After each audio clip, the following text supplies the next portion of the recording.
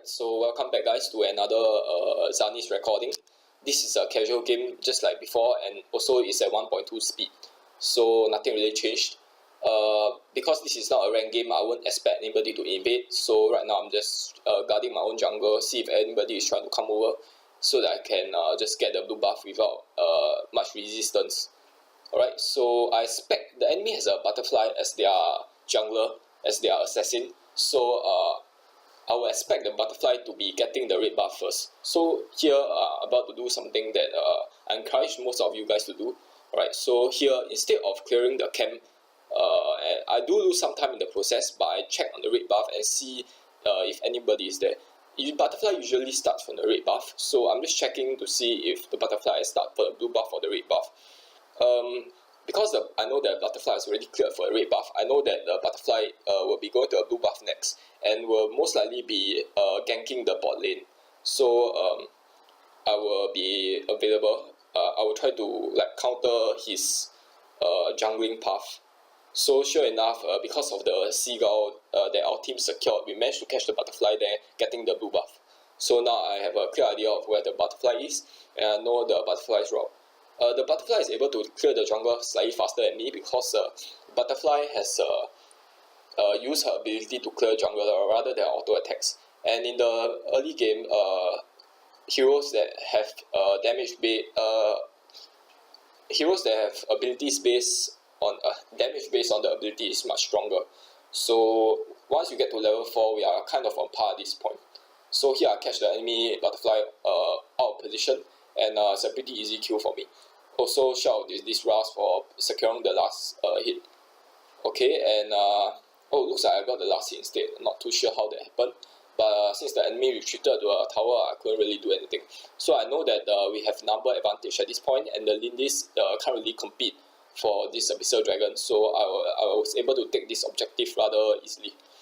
So here I just cast my ultimate so that I can kill the dragon faster. And the Lindis is rotating to mid lane to clear the mid wave. So I was waiting for the Lindis to overextend just a bit, and the Lindis actually okay, never mind. So here I actually fought a 2-on-1. I know that I can take both of them on at this point because I'm actually ahead in terms of equipment because I already got 2 kills. So that's like 2 basic tier 1 items. So and also 1 level ahead of them, I believe. So if I enable my ultimate, I'm able to get 20% damage reduction. Also, I'm able to do a lot of true damage on both of them since they are cluttered together. So I know I can take both of them on at this point. Now I'm pretty much really far ahead. That was actually a good trade for me because we want to keep the enemy jungler, not enemy jungler, the enemy butterfly especially in the don't let her just level up, because butterfly is really weak without levels. And here I managed to catch the butterfly off guard. Not too sure why he didn't escape. He's trying to probably think that he can clear the camp before I engaged onto her, and lost her life in the process. So I get another set of buff. So the butterfly right now is just so ahead at this point, there's no way for her to get back. And here I'm just trying to go to mid lane for a gank, since who is that? The Lindis actually has a false sense of security because the Tara is around the area. So the Lindis actually overstepped a bit and overextended a bit, and I was in a position to gank her pretty easily. Here the butterfly tried to compete with me for the buff, but she's so under level at this point that there's not really much that she can do. Even if she get the camp, she risks being killed by me. So here I initiate the Abyssal Dragon because I know that we have the number advantage there. 2 of them are in the mid lane, and we have 3 on the bot lane, so pretty sure that we'll be able to take the Abyssal Dragon no matter what. So here I realized that our formation is a bit scattered. I went for this Tara. Usually I don't do that because Tara is just so tanky, but because I'm so far in level and the Ras is coming to engage, so I know that I'll be able to burst the Tara down. So here I managed to catch their marksman out of position again. The marksman probably thought that he could kill Ras, and almost did actually, but I was around the area, so able to catch the enemy marksman before he get the gank. Not gank, but get the kill on the Ras. Okay, so just clearing the lane, I realized that any of the most of the enemy are at the mid lane, so I just try to exert some pressure on the top lane. Good job of my teammate of camping in the bush there and because they know the enemy will come over and try to clear the lane. So good job there, camping there to engage the enemy. But it seems that their ambush sort of failed, and now they are getting chased.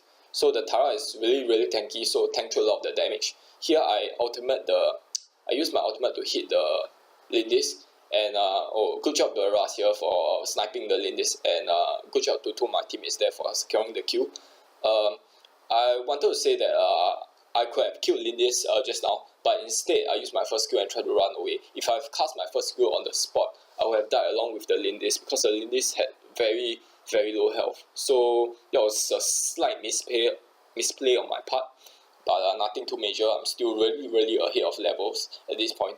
Okay, I'm like 3 levels ahead of the enemy at this point, and I think the butterfly is kind of like 4 levels below me because I've killed the butterfly a lot of times and took most of his buff. So here they actually catch me out for trying to attack the Abyssal Dragon and try to contest the dragon for it.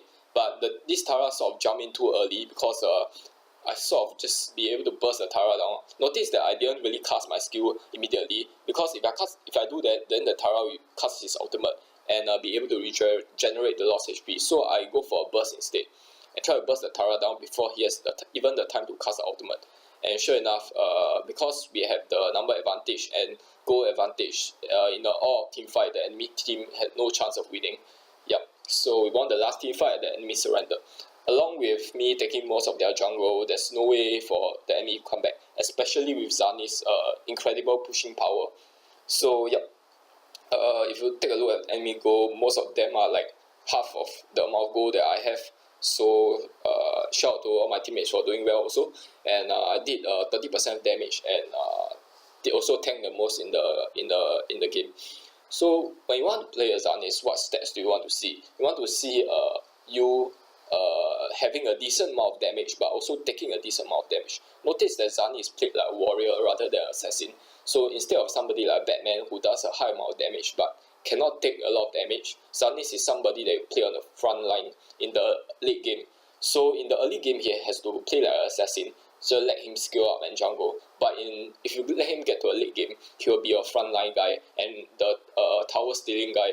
So he'll be able to play like a warrior, and a warrior's role is just to dish out consistent damage and also to take a good amount of damage. So if you play Zanis, expect the signs of a good Zanis is maybe like 25% in terms of damage, and maybe like 30% or just 25% in terms of damage taken. So those stats show you that you are playing your role pretty well. If you have a support, you should get like 30 on your stats. Alright, if you don't have support, because usually obviously a support won't deal a lot of damage. So if you have a support, naturally you want higher stats than usual. So that's it for this gameplay. I have another video of me playing Zanis, so I'll be doing another commentary on that. So look forward to our next video and see you guys there.